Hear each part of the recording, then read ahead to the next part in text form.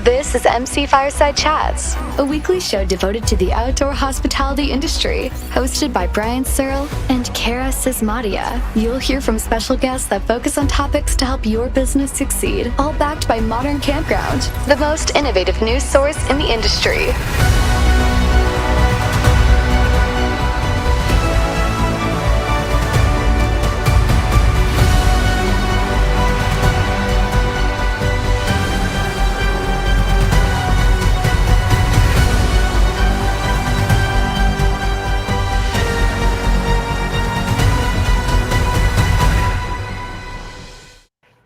Good morning, everybody. Welcome to another episode of MC Fireside Chats. My name is Brian Searl with Insider Perks and Modern Campground, here as always with my co-host Cara Csizmadia from the Canadian Camping and RV Council. We are super excited to have another open discussion show for you. For those of you who don't know or who are tuning in for the first time, the first Wednesday of every month is our open discussion show. We have a bunch of regular panelists who are on the show. Sometimes they get busy and sometimes they don't, so we've got a couple who are missing today, which we'll cover in a second. But we do have Mr. Cochran from Campspot, Sandy Ellingson, who is an RV industry consultant and overall, what is your actual title, Sandy? Like, I feel like we don't have a company for you. Sandy Ellingson, LLC?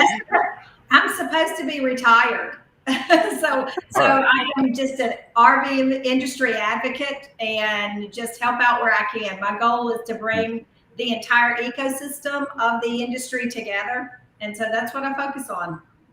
Nice. I feel like you'll get on well with Randy. He's retired 3 or 4 times already too. So never. Or you're trying to anyway. But so we got Randy Hendrickson here from United Park Brokers and a bunch of other things. He's been in the industry for about 75 years, something like that. 40, 30, whatever it is. Anyway, wizard of all things, Angela Hylton, project manager from Insider Perks, and then obviously we already introduced Cara. So I think what we'll start with this open discussion, right, is it's because we could diverge anywhere. It's just kind of what's happened in the last 30 days or so. So let's just go around, briefly introduce yourself. For those of you who don't know or who are tuning in for the first time, we are missing Scott Foos, who normally is joining us from Horizon Outdoors, a management company. We're missing Mr. Mark Koep, who came down with a stomach bug. We hope he feels better. And then we're missing Kurt from National Parks Traveler, who is actually traveling today, hopefully to some place really cool that he's enjoying much more than being on the show. So we'll have those back as part of our regular panelists, but just kind of go around the room, introduce yourself, and then maybe touch on one or two things maybe that has happened to you over the last 30 days that you feel like our audience should maybe know about or pay attention to, and then we can kind of spark a discussion from there. So Casey, do you want to start first? Sure. Yeah, last 30 days. So this is obviously the time of year from like a software standpoint where the onboarding season gets crazy, right? A lot of parks are realizing either we should take, reservations online for the first time, or if you've already taken something, there's a lot of, changeover and things of that sort. But one thing that we're noticing significantly over the last 30 days is the attention to getting your rates set well in advance for next season. The amount of advanced reservations for next season is insane. We have many parks that are already at above 50% occupancy for next summer, as they just closed last weekend. So you're seeing a massive influx in advanced reservations, and along with that, strongly suggested by us, is to address your cancellation policies and address some of those rules and advanced rules that you want, right? So instead of allowing a one-day reservation to come in on the 4th of July on a Saturday, since we're so far in advance, put a 3-day minimum rule in there, or put a 7-day minimum rule over those certain holiday weekends that are going to be full, they're going to be booked up. Now you might as well get the most ideal reservations that are coming in for that time period. And so advanced reservations, having your rules and pricing set already for next season, we've seen as being a huge huge uptick because of the amount of reservations. We're proactively trying to touch base with every park. With 15 or 1600, it's quite the task, but we're trying to touch base with every one of them to say, hey, if you don't have your pricing for next season, please take advantage of the fact that so many people are booking in advance, and your inventory is so valuable. Make your cancellation policies relate that. Make sure that they're strong enough that people aren't taking advantage of weather changes or shifts in plans, that there should be a penalty to that inventory being gone for some people if someone books it right now. And then really just doing as much as they can to kind of explain like upgrade just subtle little things in their listings and stuff like that, just to drive that many more advanced bookings. But that's been the big thing. The other cool thing that we've seen is more and more people are starting to try subtle things like dynamic pricing, where they're saying, okay, what if we just put in one little rule on the 4th of July where once we get to 50% occupancy, we're going to raise that price up $5. And then they realize, 3 weeks later, well, our occupancy for those site types on the 4th of July is already at 50%. And, now, our prices are $5 and it's not affected our pricing. Let's add another one, right? It's almost like a kid eating a piece of candy on Halloween. They want the next piece. And of course, when it comes to money going in their bank accounts and revenue going up, those are good pieces of candy, right? So that's been the biggest thing. Is honestly, onboarding is really busy right now, but the parks that are on, really getting prepared, I think, much earlier than maybe some parks that have ever done before. See, this whole thing kind of fascinates me. And like, for those of you who don't know, we don't script this in advance. I didn't ask Casey what he was going to say, or any of the other people what they're going to say as far as their one idea goes, right? But we were just having this conversation with clients on the phone, and I want, like, Cara to jump in and things like that from when she ran her park. But we were talking to some of our clients on the phone, and they were asking us, how far in advance do we open up reservations? How far in advance do we set our prices? Because there's a traditional, at least among the park owners who have owned parks for 10, 15, 20 years, right? Things are changing dramatically as far as online reservations and how far in advance they're opening and all the things that you talked about, Casey. And so this particular group of people who own multiple campgrounds were telling us they used to sit down, or they did sit down with their national supervisors and kind of go site by site and look at each campground and each location and decide how much to raise each site. And that doesn't allow for that advanced reservation, because by the time they get that done, it's maybe January or even into February before they can open up those things, right? And so I told them, like, just set your rates like 30 or 20 or $30 or however many percent, like raise it some crazy amount, and then when you do your study, back it down if you need to, but let the people who are willing to pay that money book in advance. Well, and I think it's just indicative of the way things are trending, right? When I first started running a campground, things were very, very reliant on my manpower sitting at the desk, answering the phone, answering the emails.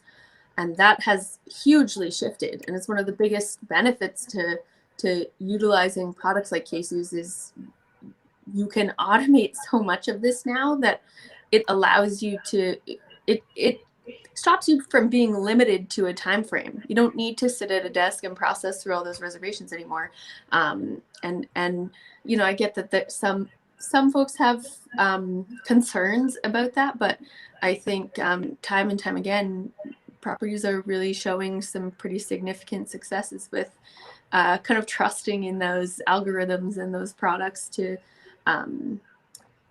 just optimize their operations in that way. We're seeing that too. I mean, for a lot of parks too, I mean, you don't need to really scare parks into saying like you have to jump, head first into go the freezing slow. cold water, right? Like you have options to say, well, we know like these, our waterfront sites are always busy, but I'm a little bit hesitant on the other 90% of my park.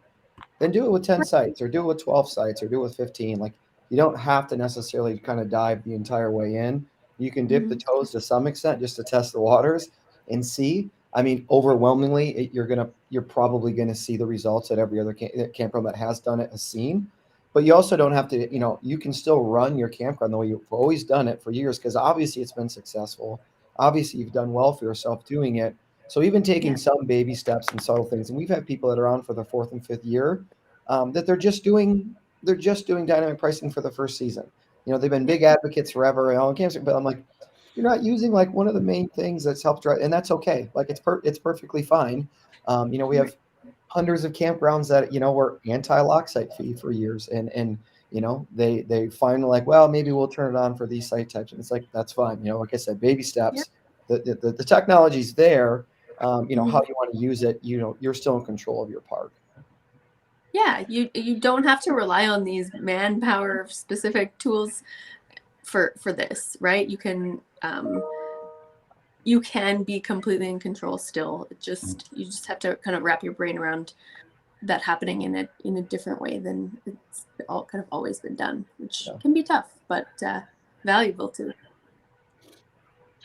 What do you think, Randy, with all your years of experience? Like, when are you telling? I mean, I think you own a couple parks now, don't you? Am I wrong? I do. So what are you doing at your parks then, as far as opening up rates and dynamic pricing, and how far in advance you're doing these things? Yeah, yielding, site lock fees, all the above, and the big reason for that is in my former life, in my former company, I was very reluctant initially to be a first mover on yield management or something like site lock fees. This goes back several years, by the way. And the feeling was because people talk to people, I didn't want somebody storming the front desk and saying, well, they're paying more than I am. The world has changed, and yield management is the way of the world. And there's a lot of people that were the same thinking that I was many years ago, which was, I don't want to be the first one to do that. But you know what? Guess what? This is 2021. The dynamics have changed. The consumer has changed. Spending habits have changed. Expectations of parks has changed. The level of amenities provided by parks has changed. People are very happy to pay for an experience. They're not talking to each other about how much they pay. They're talking about the experience they had at where they chose to stay. Fundamental game changer. And I mean, I'm talking 180 degrees over even just a few years ago. Yeah. So the more that this is more and more ubiquitous, I think good campground operators are recognizing this is just the way it works. And it is nothing to fear or be afraid of. And the results can be absolutely tangible and in some cases otherworldly, depending on the property, and Casey would know far better than I, but depending on the park, the kind of lift that can come out of that is just really astronomical. It drops right to the bottom line. So it's just a matter of proper managing your inventory, properly managing your rates, letting the software do the work, and reaping the benefits for it. And the truth of the matter is, not had any consumers approaching our front desk folks and saying, well, I'm really mad because so and so paid $5 less than I did. It just doesn't happen. They are more concerned with the experience they're having in the park. And that really is what they're talking about. They're talking about what they went to see and do, the places they went, the people they met.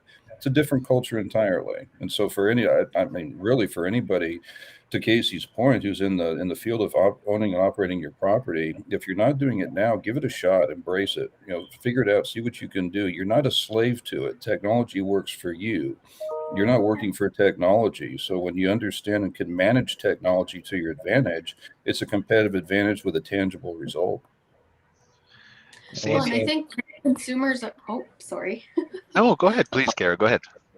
I was just going to say, I think consumers' perception about fees and things like that have shifted as they've gotten more and more used to booking hotels and airline tickets and all of those things, that it's just kind of a understood concept specific to pricing. So I mean, that's probably not true across the board, but a lot of consumers kind of understand that fundamental kind of principle. Well, and I think, and just one more thing on that, if I may, something that's really helped the adoption of yield management and side lock fees is the overall quality of the resorts elevating to a very high degree over what they were some years past. In years past, it was more of a commoditization, right? A site here is the same as a site here. It's going to be the same length, same width, whatever like that. But with such a more of an emphasis on the experience and better fit and finishes and amenities within the campgrounds and the experience as a whole elevating, that's why you see price coming down as the criteria and experience elevating way beyond that. Price becomes secondary to the experience. And to a large degree, I think that's the credit of the industry as a whole for upgrading their parks, upgrading their facilities, and providing a better experience for the consumers. Well, you think about this. I mean, this whole last year, I mean, I'm still forced at times to stay in hotels. And the entire year, like, I think the pools have still been shut down. Like, I still haven't found a hotel when we go for travel for my kids' sporting events.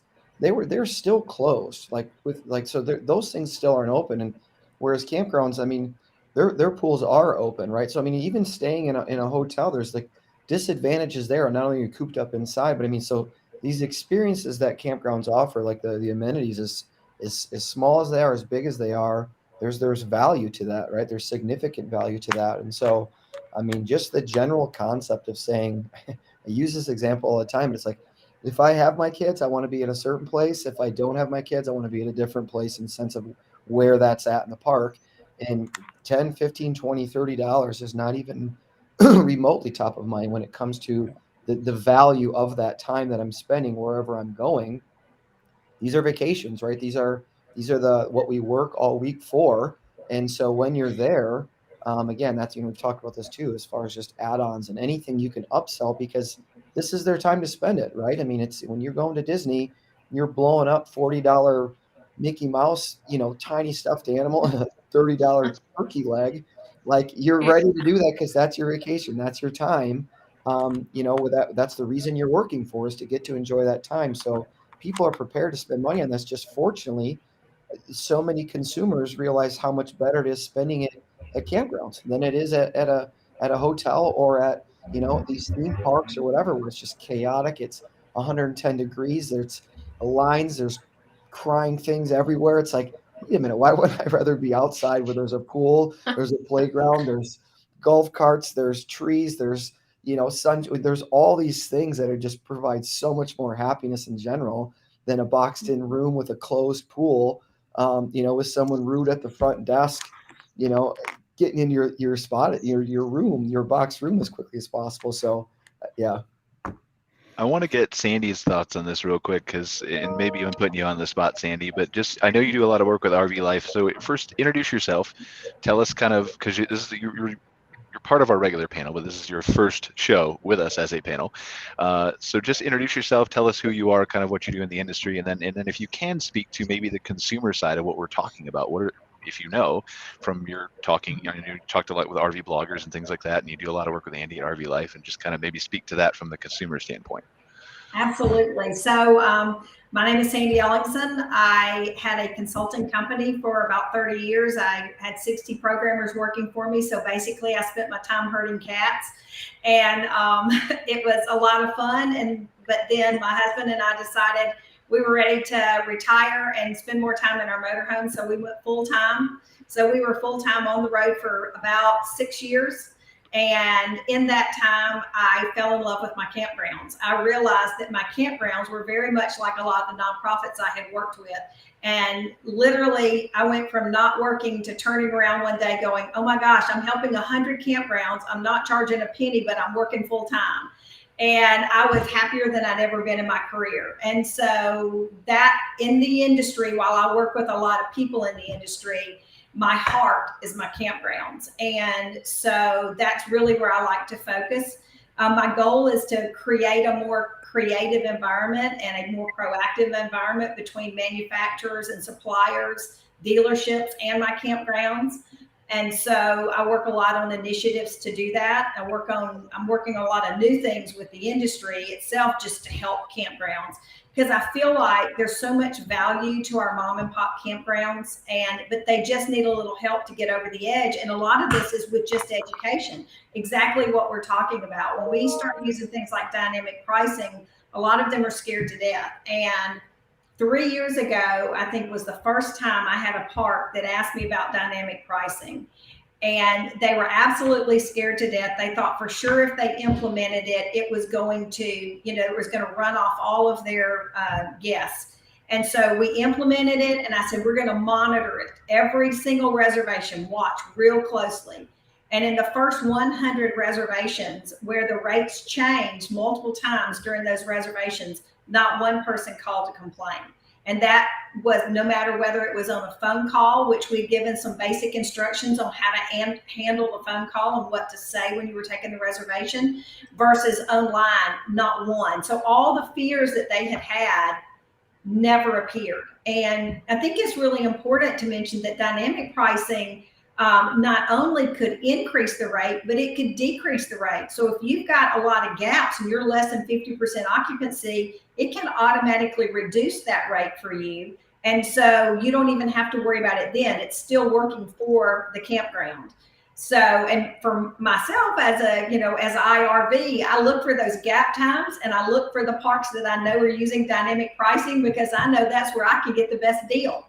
Yeah. And so it's the same thing. If you are looking for a hotel room or an airfare, the days that it's the slowest, when to buy, and that's when you go to shop. So there's some benefits from the consumer side to dynamic pricing as well. And again, it benefits the campground because you're filling up spots that may not be filled. They're normally your lower occupancy dates. So you're not reducing your rate on the best weekend of the year. So that's kind of where I am. I totally agree with everything Casey is saying about getting ahead of things, trying things at your own pace so slowly. And the other thing that's been so great is, while COVID has been bad in a lot of ways, it's been really great for some of my campgrounds because it's given them the courage to try things they would have never tried before.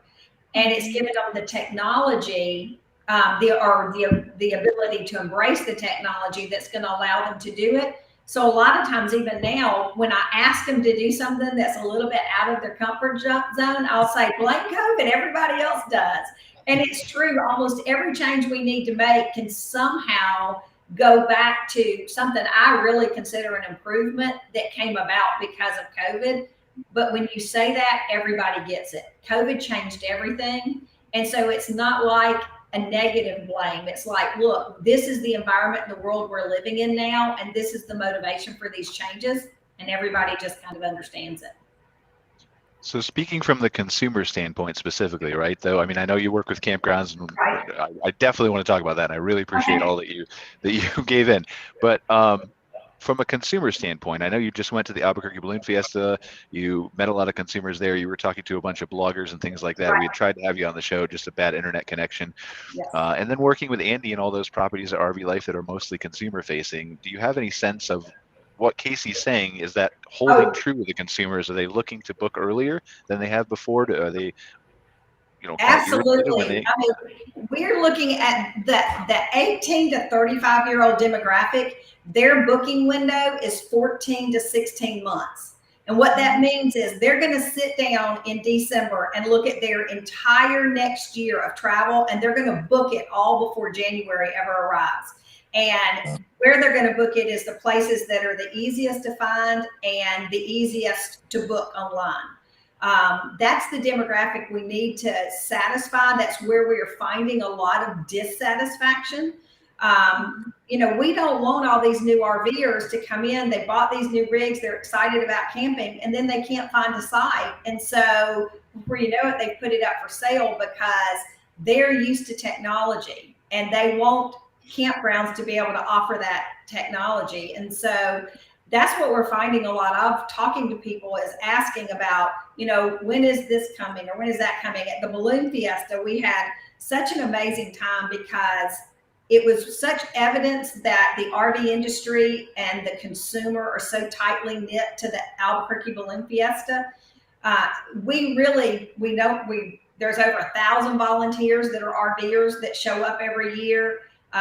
There's more RVer participants than in any other category. And now it's funny because we've got multiple campground chains that are actually looking to create their own envelopes, their own balloons for next year's fiesta. And so the new consumer, the new camper likes to meet the industry where they're already at. They don't want to be asked to come to them. And it's another one of the big things in some of the studies we're doing is finding that they're not as inclined, the new camper, to go to a rally where we're trying to sell them something or promote a product. They want to go to Moab to go, side-by-side riding, and then they want to meet other RVers and other people there. And when they have those opportunities to create those experiences and to meet people, they will do that. And they are not afraid at all of dynamic pricing, of advanced reservations, and they love the idea of being able to go to places and search multiple sites without being restricted to just one campground. The idea of being able to search for a location versus searching for a campground is huge on their bucket list.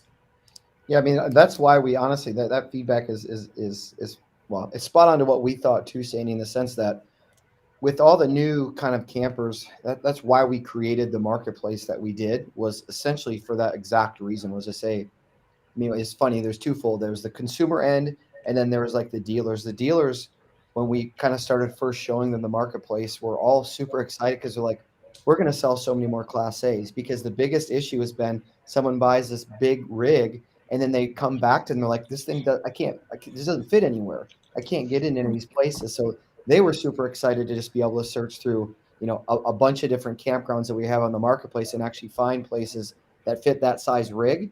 And then the same thing that Sandy was saying from the consumer side is that the idea of searching and clicking on a campground that, again, if you know about that campground, you're clicking on it, you're booking it, right? That's where, 98% of bookings take place, but it's that other 2%, that they don't know about your campground, having it in some sort of aggregate to be able to search based on location, based on rig size, or just based on amenities in some capacity is something that we felt was missing in the industry to get more people doing exactly what Sandy said people are doing, which is camping instead of getting frustrated that they can't find some place and then saying, okay, I'm just going to rent this out or I'm going to sell it. So it's interesting you say that, because that's the exact kind of, I guess, research and information that we kind of felt of why it was made sense to put together a marketplace.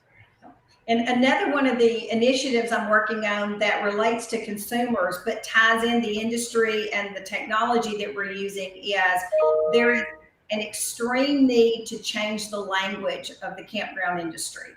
And so we all know that if we go and we look at a website and it says it is a resort, if we've been camping for a long time, we know it may not be a resort, right? And at the same time, it might say a campground, and it is so much more than just what I consider a basic campground.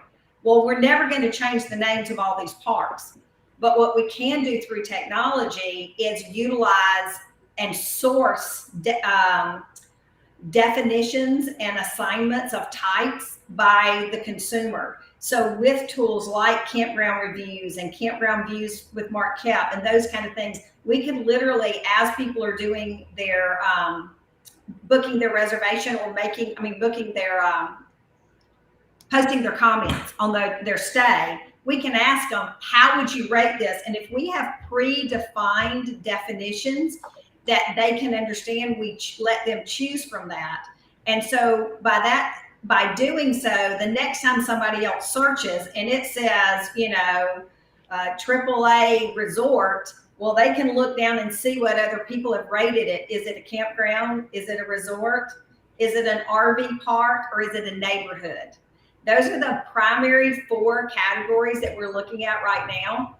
And we've struggled, and I would love to hear some feedback, if you have comments or whatever, you take that on there. I believe there's a difference between a 55 plus retirement park and a neighborhood. And a neighborhood is a park where primarily people live there year round. 80% of the sites are full-time people. Nothing wrong with that, but that's not a campground to the younger consumer. It really is a neighborhood. It's people living there. They come and go, they go to work. It is not a camping experience that the average camper is looking for. And so by being able to define those clearly, when that new camper makes that reservation at that park that looks like it's a park experience or a camping experience, and then they get there and it's a neighborhood, they may bounce and never try again. And so we predefined and told them, this is the kind of campground you're going to. And that, again, will just improve the experience overall. The flip side of that is, as we age out of traveling, some of us are looking for those places where we might want to stay full-time year-round, whether it's a 55 plus with all the amenities and it's just part-time, or it's someplace we want to live year-round. So that's another one of the initiatives that we're working on to really help consumers, and that consumers are pushing up through social media, through comments and chats. There, you can read it every day where they'll say, this was not a resort, it didn't have blah, blah, blah. Well, the reason they're complaining is because nobody set the expectations correctly. It's probably a great park. The expectations just weren't set correctly. So that's another thing we're looking at with consumers. So this is all interesting to me, and I definitely want to hear Randy's opinion on all this, because I'm sure he's got some wise words and some things to say here. But before we get to Randy, Angela, just talk. You're shaking your head, Randy? You always have wise words. Words, I don't know how wise, but words, yes. No, okay. We'll take those too. I mean, that's all I have. So let's talk to Angela real quick, though, because 2 things real quick, Angela, from a marketing standpoint. One is we're talking about this dynamic pricing and how far in advance to set the rates. And so touch a little bit on like how you would kind of calm those fears from a consumer standpoint as far as website design goes, right? How you display rates, when you display rates, the wording you use, things like that. And then maybe if you want to just touch a little bit on what Sandy was talking about how you're representing your park through your name or photos or things like that.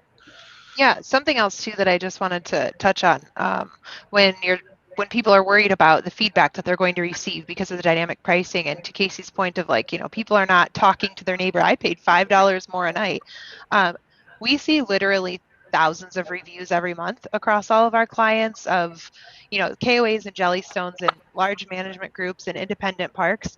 And I can honestly say I've literally never seen a single review where someone has said, well, I paid $5 more than my neighbor. I've never seen a single review complaining about dynamic pricing. And we all know that if they're unhappy with something, they will let us know. And so I just think that speaks to, I think sometimes it's a fear that owners create on their own because it's something new and it's, uncharted territory for themselves. And then in terms of how you can display things on your website and kind of setting the guest expectation before they are on your property, making sure that your website is really easy to use, that it's user-friendly, easy to navigate, things are labeled really clearly, and having really nice pictures. And that goes with the pictures that you use in Campspot too. Nobody wants to see a small picture from your cell phone that's cropped and it's crooked and things are kind of in disarray. People want to see really nice, clear images, and you can use those across your social media. You can use those across your website in your booking system. And so while it might seem like an investment up front, which a good photographer is, no cheap expense. However, the return that you'll see on that, because you can use it across all these platforms and you can set really great expectations before people are stepping foot on your property. And I think it goes so much further than people think that it does. I should say, I just want to say, I used to have a partnership with a photographer at my campground, and I would give them in exchange for however many images, I would give them so many nights of camping a year. Great idea. Yeah, So, especially capturing photos throughout different seasons and stuff like that. I mean, if you can update photos as fall is coming, and you happen to have some photos that get the colors. I mean, people get drawn into that stuff. If it's summer and you show, I like it. I like the visual of an empty pool better than like a pool packed with 400 kids. But either way, again, if you're playing on the idea of, if it's hot, you want to see a pool, right? If it's starting to get cool, you want to see fall colors and you want to see campfires and you want to see things like that. So I love that idea of having someone where you're doing, not just getting photos once, there's seasonality to this and that's relevant, right? So, I don't know how, Brian, it's probably $1 or $2 to swap out all photos on your websites you do for people, probably nothing expensive at all. But either way, when they get those on there and they swap them out, I mean, it is pretty straightforward to swap some of those images out. And it works. It's a real benefit that people want to see, especially if you're kind of speaking the language of the season. Yeah, and you don't have to go ahead, Angela. I'm sorry. I think it's really important to, for properties, I think sometimes they are concerned, well, I don't want to show my park in a season that we're not open. But I also think that consumers are interested to see what your park looks like year round, and especially on social media, making sure that you're showing the developments that you're doing even in the off season, showing those really beautiful snow-covered lake pictures or the wildlife that's visiting your property that they don't get to see. And I think that it helps tell more of a story. It helps draw people in. It makes them more interested, and it's not the same. You're not seeing the same pool pictures, the same cabin pictures over and over and over again. And it also kind of humanizes you and your property. It puts a human there instead of it adds authenticity, and people are craving authenticity as evidenced by Instagram. Totally. And it's not always.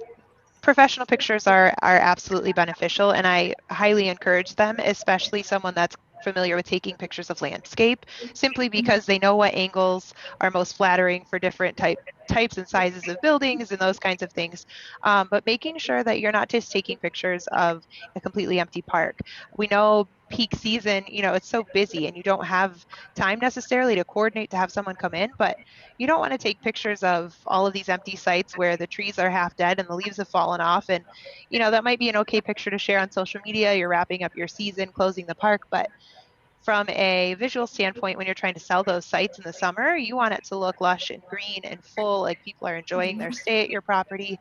And so professional pictures can go a really long way, but also if you have someone on site that knows what they're doing with their phone, you can take some really nice pictures and be sharing those in real time throughout your season and carry that into your off season too, so people can get excited for booking their next day when you reopen. So If you're not on the phone taking phone reservations all day, you'll have plenty of time to go out and learn some amateur photography. We actually put out like a guide on taking your own campground photographs, like when the golden hour was, if you're just using your phone, what angle to kind of take that on, just because it's so relevant. I mean, it's incredible the amount of additional bookings that happen with good photography and good verbiage. It's the data is insane. So, I mean, if you're not out there doing that, or not out there, if you don't have time to capture some of those moments, again, there's technology that can help with that, so you can make time to capture some of those moments. And another great tip for campgrounds too, because they all feel so overwhelmed right now, is to start with your category. You don't have to have a picture for every single site to start off with. Start with just one picture that represents your premium back end or your pull through. And I always say, don't take your absolute best and don't take your worst, because it's all about setting expectations. So if you take a picture of that absolute best pull through site and all your others aren't quite as good, now you set the expectation that they're all going to look like this, right? So you take a good middle of the road picture just by category and just start by showing those. Though the way that you display your property on social and on your website, it all ties into your branding and being consistent, and it's setting the guest expectations. We talk about this with our clients all the time. You're setting the expectations before someone's even made a booking, before they've set foot on your property. And if you are posting pictures and sharing things that misrepresent the overall of that site type or the overall of your property, well, when they get there, they're going to be pretty disappointed, and it's probably going to lead to a bad review, and then you're going to have to deal with that headache later. It's so just making sure that you're sharing consistent things that are true to what you really offer is so important. We debated this quite heavily internally on for the marketplace. Do we allow parks that didn't have either a certain level of photography on there, because we knew that's what the consumer wanted to see, or do we allow parks that don't have any photography? Do we allow them those listings on there? Because the last thing we wanted to present to the consumer was a search and then a bunch of non-images, right? That wouldn't be what the consumer ultimately wants. So we ended up deciding to allow those parks to go on there, but it's incredible how little or how less they get clicked on. Like it's like the data is so overwhelming that with photography, that's ultimately what the first thing that people are clicking on. So like we decided to allow it just in case, but almost to do it as to encourage these parks to say, look, like you're showing up exactly in the area that this person's looking for, but you're not getting any clicks. They don't know what it looks like. They don't have any idea what it is. And so you might have the best price or the best amenities or maybe the best park, but if they don't know, it's tough for someone to commit to that booking. So something else that ties into what Casey said at the beginning about setting your rates and doing that well in advance before your season, people are starting to book and that sort of thing. We've had a lot of clients coming to us, especially the larger groups, looking at their budgets for next year, and also independent parks that are reevaluating their budgets. And I think that if you can tackle your rates and get a hold on what those are going to look like and base it off of, especially if you have a comprehensive system, that you're tracking reservations in, then you can really see a good snapshot of your projections for the next year. And that helps you set your budget. It helps tell you what you can really afford to do in the off season.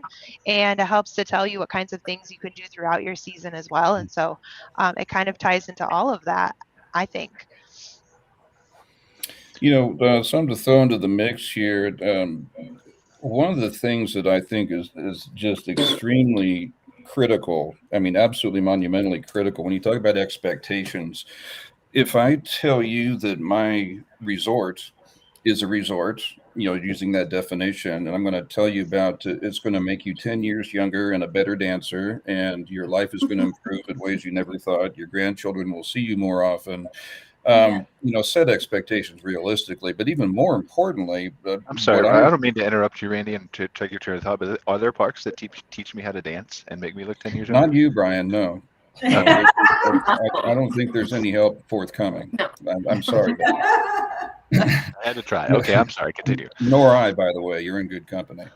No, but using an example, I mean, I think consumers largely define in their mind what they consider to be a campground, an RV park, or an RV resort based on their definitions. And I don't know that there is a universal referent that would have wide adaptation, because someone's going to always vary from that. One case in point would be if you just bought a campground that's called Lazy River Campground, and it is resort in every step of the way, but it's campground by name, and you don't want to disrupt that branding. You're going to continue to call it Lazy River Campground, even though it might be 5-star Hylton all the way. So a campground itself, to me, doesn't really define what the property is. But related to that, the best thing that anybody can do is be very realistic on your website and describing precisely what you are and what experience you offer, and be truthful about it. One case in point, when you think about glamping, what is glamping? I mean, for me, that could be very primitive dry camping. That could be glamping. That could be like a soft-sided tent. That could be comfortable camping, which could be something different. Then there could be glamping, which may mean 4-sided structure with internal plumbing or whatnot. When you say glamping, what exactly is that? Nobody can define that but the consumer. However, let's say on your property with glamping alternatives, you have a primitive tent set up, then you've got the soft-sided canvas set up, then you've got the luxury park models. If you can describe the experience of each of those, and say for the more primitive minded, we've got the more rugged outdoors, living off the land type of tent type of thing. For those who want to step into the lap of luxury, we'll have the meal brought to you in your 4-sided, wide open window gazing over a canyon. But if you're telling what that experience is, the consumer is going to tell you if that's primitive camping, or if that's glamping, or if that's upscale or luxurious. They're going to apply their own adjectives to it. But the best thing you can do is tell them exactly what experience they can expect, because as consumers, we don't want to be told something and be presented with something different. Don't oversell, don't undersell. And I think, quite frankly, that's where a lot of website construction could be greatly enhanced, is by the truth-telling element, and by good writers who can coach them about, tell me, if I was staying there, what would it be like? What's it like for me? Let's tell that story about what somebody's going to expect when they get there, and be honest. Don't make it the fountain of youth, and don't undersell it. Be truthful and tell them what they're going to get, and you're going to be prosperous, because expectations will be met or exceeded versus fallen short of.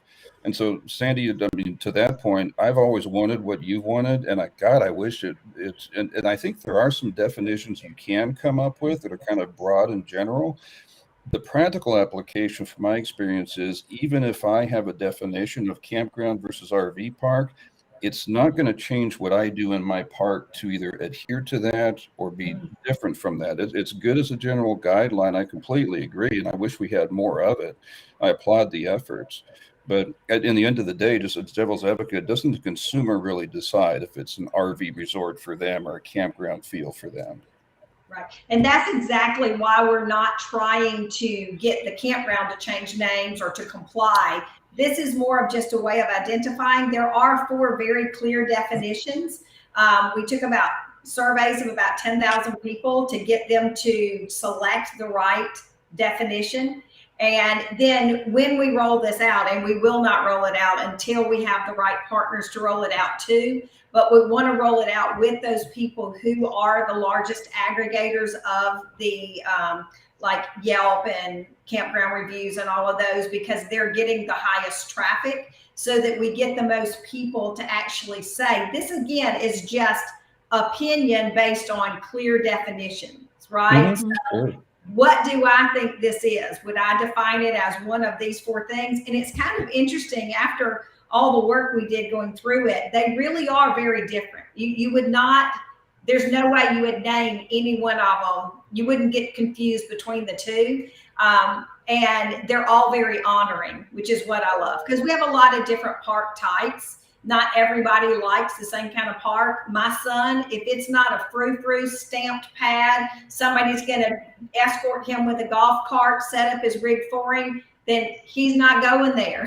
You know, for my husband and I, we want to go into more like the national park. We really prefer the gravel, flat gravel coming in, a few trees, a lot of neighbors, ability to build our own campfire. Doesn't have to be fancy. We don't even need a pool. We just want neighbors that we can communicate with and talk with about our experience while we're camping. And that to us is the best campground. But again, so that's my opinion for what I like, but I can clearly find one of those definitions. So I'll keep you guys up to date on how we roll this out, because I do think that, you know, again, one of the issues we face with the future is defining enough known and desired sites for the individuals. And so the known part is for those of us working in technology to be able to help our parks get the right technology in place. And Sure. then the desired part is the part that helps us to define the expectations, so that whoever that user is, their desires are being met, their expectations are being met. And I mean, and for me, and I agree, Sandy, and would you agree also that the best thing, I think we would all agree, the best thing anybody can do when they're marking their park is be honest, tell the truth, and show accurate representations of what it is. You know, I mean, I don't want to be told that these things are going to be beyond worldly experience for me, then find out it's wedged between 2 freeway overpasses and they excluded that photo from their website. But I just want to know what it is. Tell me the truth, and you'd be rewarded for honesty by I'll stay with you if it meets the criteria. But that's one of the things that I've seen a little bit too often, is a little bit too much storytelling and not so much travel almanacking, right? I mean, here's what we got, and here's why we think it's valuable. Yeah, and be honest and present that kind of view to the majority of consumers, right? You're never going to please everybody. We've talked about images and things like that, right? Angela talked about blurry images. You talked about excluding the one from freeways. I'm sure there's like a club of people who love to stay between freeways because it helps them sleep better at night. But that's not 99.8% of your consumers. And so most of them are going to look for those fall shots that Casey was talking about. Most of them are going to look for the personality that Cara was talking about, the authenticity. And so if you bring that all together and try to please the majority of that demographic, you're going to find a lot of success combined with honesty. Completely agree. Did I touch on what you were saying, Sandy? I'm sorry. I know I cut you off. We were just lagging. So. No, absolutely. You were echoing what I was going to say. So how much kind of thought goes into this? I know, Cara, you haven't owned a park for a couple of years, but just from a park owner's perspective, is this on your radar to do these extra things? Are you too busy? Do you have to bring in a third party? I mean, I think that's a tough question to answer for everyone, but I could say, from my own perspective, I mean, certainly for me, it was a priority. And I was fairly well versed with things like social media and those kinds of things. So I, on a daily basis, I mean, I'm out wandering in the park and doing all kinds of things left, right, and center. So to grab a quick shot of something cool as I'm doing that was pretty second nature to me. And so I had lots of content that way, which I typically used in social media. But certainly that professional level quality of not only photos, but also videos. So tours of, what my bathroom facilities and stuff look like on video were really valuable. Cool, like lifestyle. We used to have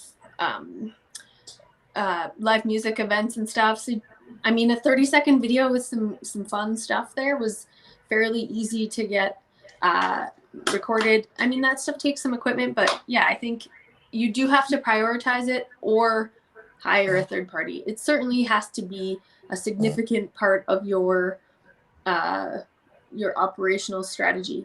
You simply can't convey the things we're talking about, that authenticity and honesty and all of those things, without visual representation of that. In my opinion. It's not a guess anymore, right? Like Casey's got data, KOA's got data. I'm sure Arvik's done studies on data, and the state associations too. That not only are people looking for these photos, but as Casey said, they're looking more on the aggregate sites too. Yeah, they're booking more, the revenue's higher, the ROI is better, like, so that the amount you're going to spend to have this professional photographer come in or take the time out of your day, whatever you want to do, is pales in comparison to the potential benefits. Yeah. You know what really worked well for me, I have to say also, I had several staff members who were between 16 and 20 years old who, you know, they were same thing. They were out there too. Like, here's a couple cameras, take some shots. They weren't all great, but there certainly was stuff in there that I could use while they were out and about in the park, and that stuff was really valuable to me too. That professional photography was a massive investment, but building a big portfolio of content that's kind of consistently fresh and visually representative is really vital. You know, if I could toss something else in there, a few weeks ago, we had a great conversation on the show about teamwork and the concept of expanding your team beyond just the folks that you work with to outside vendors to get you to where you want to be.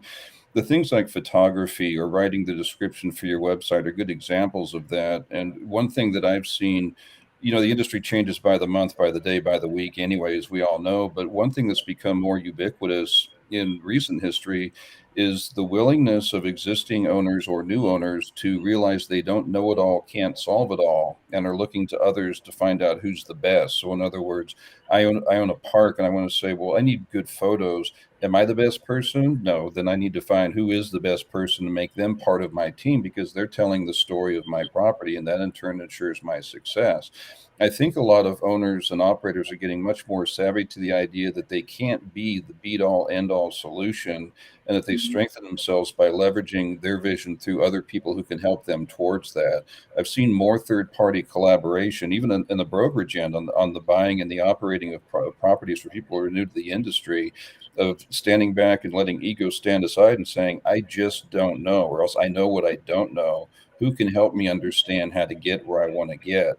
And Casey, I don't know if you've seen that from your end as well, but I've seen a lot more collaboration and inclusion from very smart people saying, I need help. Who's the best at this? And that is everything from photography to website to software implementation to everything. Yep.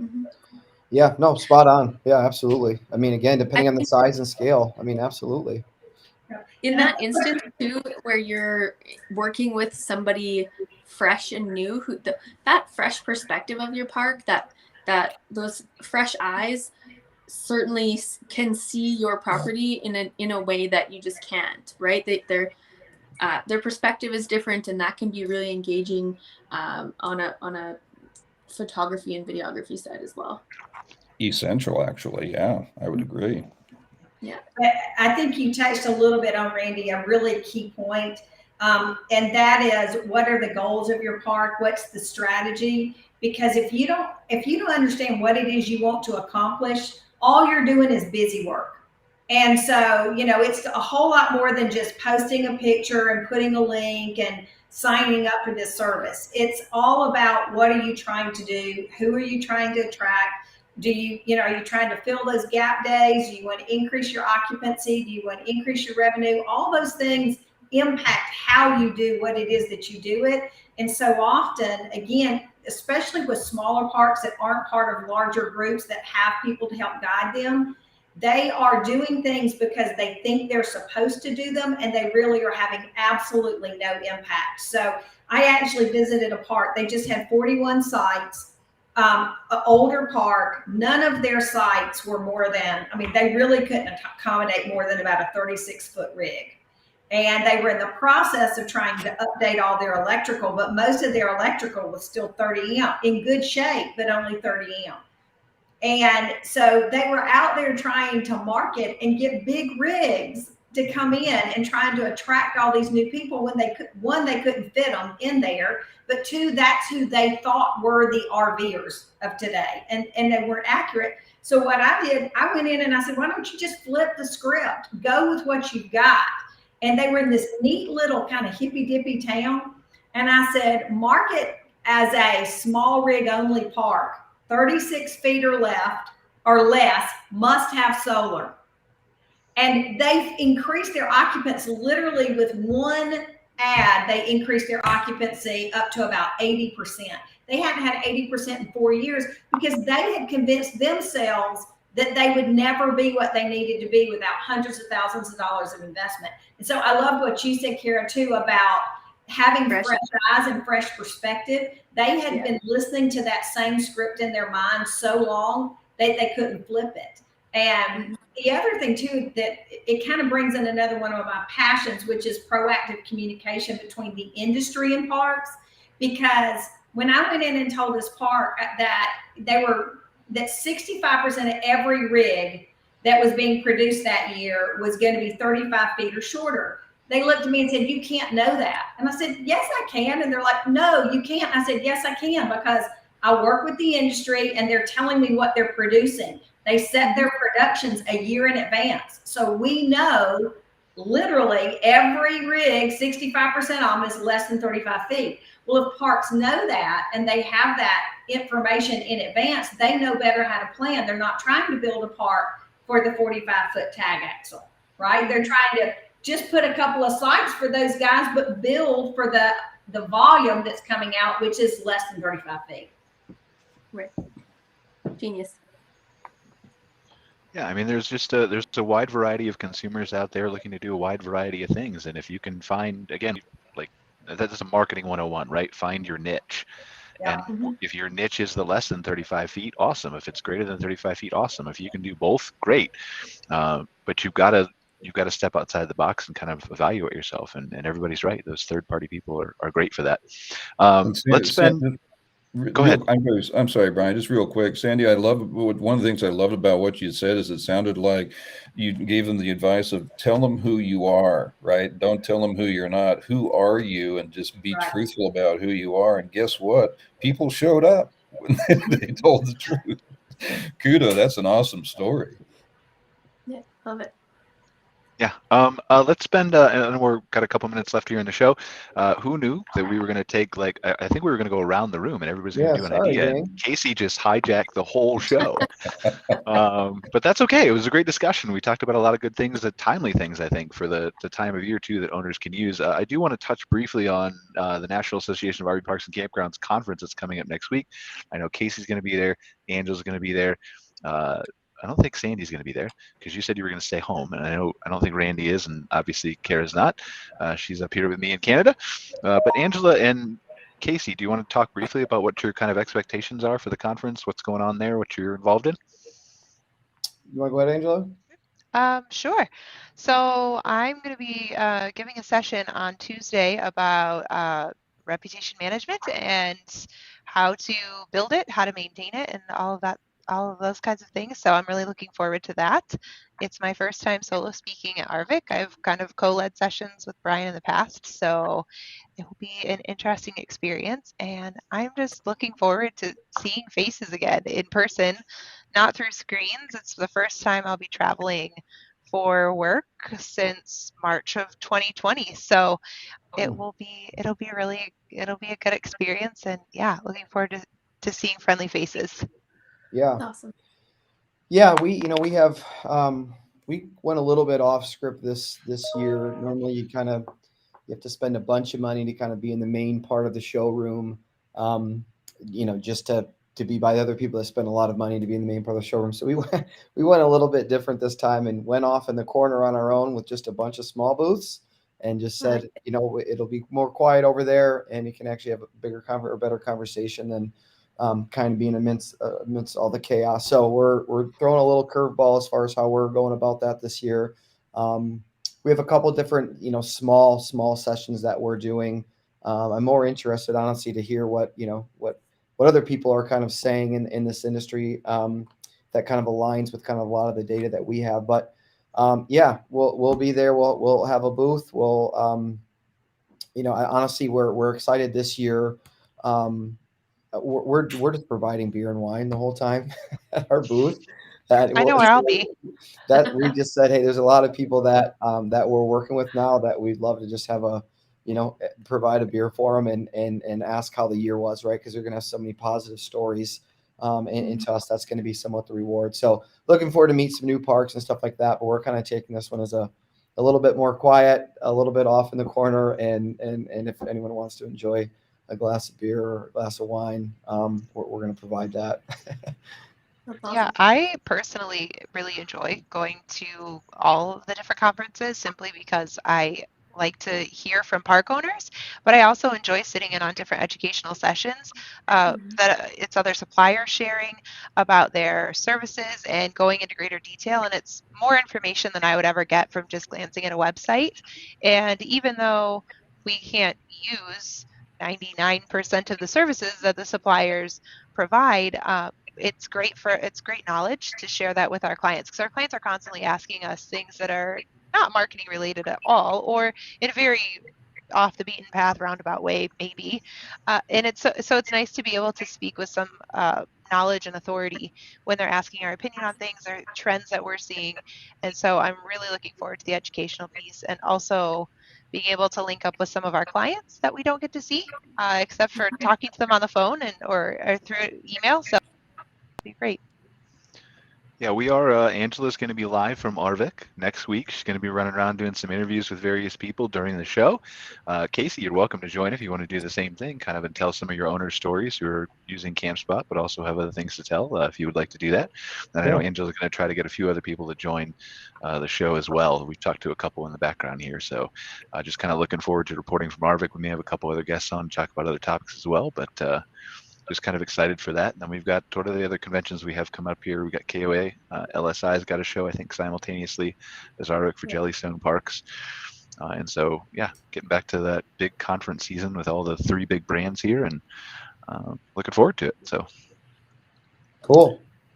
Anybody else have anything they want to wrap up with? I know we're a couple minutes over here, but we had a really good discussion. I'm kind of impressed with how that, you never thought that you could talk about setting prices in advance and start that discussion for 5 minutes, and it turns into a whole hour long full of useful information. So, well, I'll end with a quick funny story. So really quick. A park that a lot of people know very well. They put their first dynamic pricing rule on, and they meant to just put it on for a weekend, and they just didn't. When they first set it up, we told them you can put an end date on it. They didn't want to put it. They set it up themselves, and they forgot to take it off. And then it ran for like a month longer than what they thought it was. But it ended up making them an extra $6,800 in that time frame that they forgot to turn the rule off. So it was a funny story. He called and he's like, forgot to take this rule off, but it made us an extra $6,800. So we're super glad we kept it on. So it was kind of a fun story. That's awesome. Yeah. All right. Well, anybody got anything else they want to close with before we wrap up the show today? Hey, just I want to say thanks for letting me join you guys. This has been a lot of fun. Thanks. I'm just glad the shows are back. I went to the taco show and the AGA show. They were great to see all the fellow, everybody from the industry back out there again. Not going to be at Arvik, but I know you guys are going to have fun. Just so glad to see the in-person stuff coming back. Virtual's great, but there's nothing like sitting across the table from somebody. Just saying. Oh, yeah, you won't hear any argument from me, and I produce virtual conferences. I'm really hoping for hybrid events here coming up in 2022, especially where you get that if you want to go in person and do the handshake, eye contact, which I do, and a lot of people I know do, you can do that. But also if you can't travel or you have commitments to your campground or whatever, then you can do the virtual too. So that's what I'm kind of looking forward to seeing come to fruition. But sweet. Yeah. All right. Well, thank you guys. I appreciate you joining us for another episode of MC Fireside Chats. Next week, as we've already discussed, we will be live from Arvik, maybe a couple other guests as well. Angela will be representing us. So if you want to be on the show, well, then you can find Angela or maybe find Casey at his booth at Campspot or some of the other people who are going to be on the show and just say, hey, I want to be on the show. I got a story to tell. So looking forward to that. As a reminder, we are also available as a podcast later on. So Spotify, Apple, Google, you can listen to us there, subscribe to us if you prefer an audio only version while you're driving. But other than that, unless anybody has anything else, we'll see you next week. Bye, guys. Thanks, See ya. guys. Take care. Yeah. Thanks for watching this episode of MC Fireside Chats, hosted by Brian Searl and Cara Csizmadia. Have a suggestion for a future show or want to see your campground or company as part of an episode? Email us at hello@moderncampground.com. Join us next week for another episode. And don't miss the latest outdoor hospitality news and commentary from around the world at moderncampground.com.